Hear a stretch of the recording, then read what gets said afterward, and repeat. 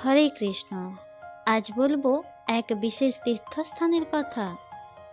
সব তীর্থস্থান যাওয়ার আগে সবাই দর্শন করে এই স্থান, যেখানে রয়েছে শ্রী ভগবান বিষ্ণুর পদচিহ্ন।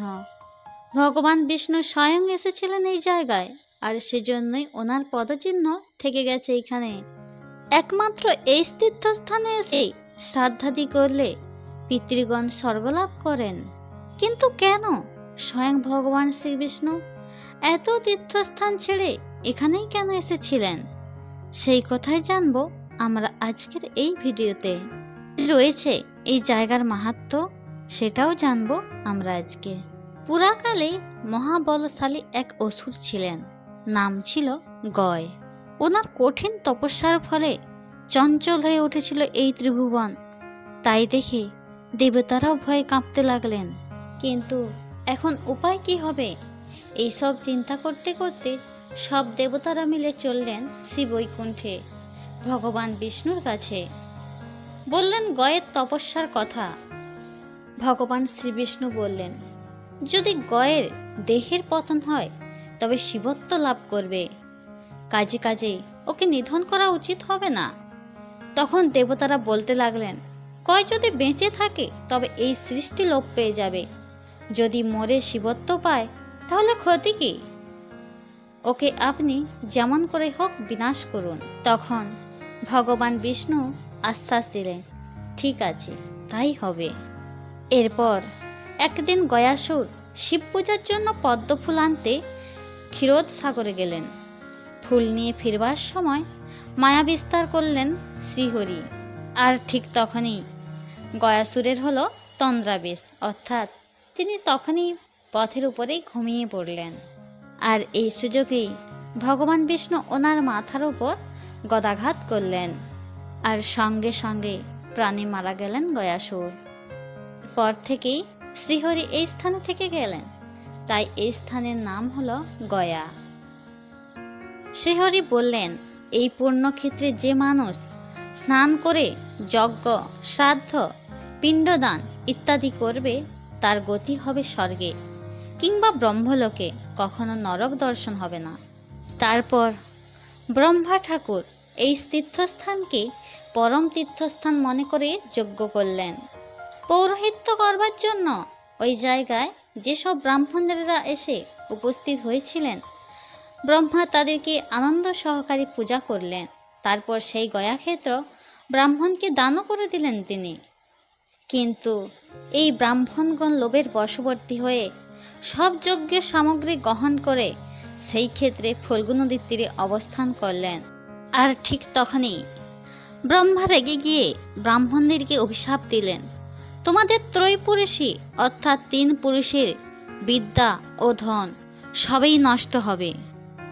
পাষাণ পর্বত বহা এ নদী কেবল চিরকাল তোমাদের হইবে সম্বল। অর্থাৎ উনি ব্রাহ্মণদেরকে বললেন, পর্বত থেকে নেমে আসা এই নদী একমাত্র তোমাদের সম্বল হবে, যেটি গয়াধামে অবস্থিত ফল্গু নদী।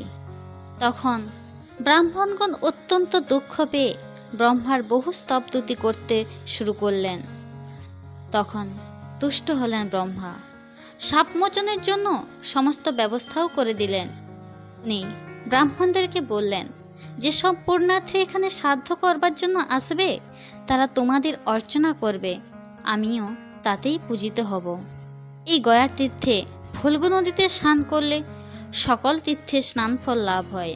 ব্রহ্মহত্যা, চুরি, সুরাপান ইত্যাদি যত মহাপাপ আছে, গঙ্গা তীর্থে এসে শ্রাদ্ধকর্ম করলে সব ভস্মীভূত হবে।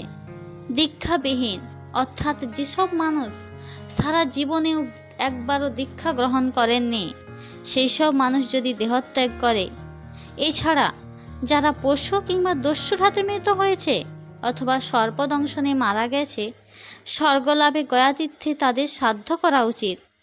যে মানব গয়াতীর্থে যাবে তৎক্ষণাৎ পিতৃঋণ হতে মুক্ত হবে। এসব মানুষ শ্রাদ্ধাদির জন্য গয়াতীর্থে যান, ওনাদের গয়াতীর্থে যাওয়ার আগে সন্ন্যাসীর বেশে যথাবিধি শ্রাদ্ধ করে নিজের গ্রাম প্রদক্ষিণ করবেন। তারপর গ্রামান্তরে যাবেন, অর্থাৎ গ্রামের বাইরে যাবেন। তবে এই সময় কোনো প্রকার দান গ্রহণ করা উচিত না। গয়াতীর্থে যাওয়ার সময় আপনি যতটা পথ অগ্রসর করবেন, আপনার পিতৃপুরুষেরাও স্বর্গে আরোহণের জন্য ততটা সিঁড়ি উপরে উঠতে পারবেন। এটা খুবই আশ্চর্যজনক। হ্যাঁ, তীর্থে উপস্থিত হয়ে অবশ্যই উপবাস ও মুন্ডন করবেন। গয়াতীর্থে সব সময় সকল প্রকার সাধ্য করা যায়, দিবারাত্রি কোনো বিধিনিষেধ নেই। এছাড়াও বারাণসী, সোমনাথ, মহানদীতে বারবার শ্রাদ্ধাদি করে পিতৃগণকে স্বর্গলোকে পাঠাবার ব্যবস্থা করেন মানুষজন। উত্তর মানস তীর্থে গেলে আপনার কোনো রকম সাধ্য ছাড়াই অভীষ্ট পূরণ হয়। দক্ষিণ মানস তীর্থে গেলে আপনি মৌনরে পিণ্ডদান করলে দেবঋণ, পিতৃঋণ ও ঋষিঋণ থেকে অবশ্যই মুক্তিপ্রাপ্ত হবেন। কনকখল তীর্থে যদি কোনো মানুষ স্নান করেন, তাহলে সেই মানুষ স্বর্গে স্থান পায়। আর সেখানে যদি শ্রাদ্ধ কর্ম করেন, তাহলে অক্ষয় পদ লাভ হয়। ফল্গু তীর্থে পিণ্ডদান করে যদি সেখানে গদাধরের আপনি দর্শন করেন, তাহলে পিতৃঋণ থেকে মুক্ত পাবেন, একবিংশ পুরুষকে উদ্ধার করবেন। যদি কখনো ধর্মারণ্যে যান, তবে বাজপেয় যজ্ঞের ফল লাভ করবেন। ব্রহ্মতীর্থে স্নান করলে রাজসূয় এবং অশ্বমেধ যজ্ঞের ফল লাভ করবেন। উপতীর্থে জল দ্বারা সাধ্য করলে অক্ষয় ফল প্রাপ্ত করবেন। নিত্যপুণ্য ধরাদানে যেই পুণ্য হয়, গয়াশ্রী একবার মাত্র পিণ্ডদানে সেই পুণ্য লাভ হয়। পিণ্ডপৃষ্ঠে যদি কখনো যান, তবে অল্প পুণ্যাত্মাও মহাফল লাভ করেন। সেখানে যাদের নাম উল্লেখ করে আপনি পিণ্ডদান করবেন, ওনারা নরকস্থ হলেও স্বর্গলাভ করবেন। গয়াধামে গিয়ে অক্ষয় বটের তলে বসে যদি কোনো একজন ব্রাহ্মণকে উত্তম ভোজন করাতে পারেন, তবে কোটি বিপ্র ভোজনের ফল লাভ হবে। অক্ষয় বটের সাধ্য করে যদি প্রপিতামহকে আপনি দর্শন করেন, তাহলে অক্ষয় স্বর্গ লাভ হয়, নিজের শতকুলকেও উদ্ধার করতে পারবেন।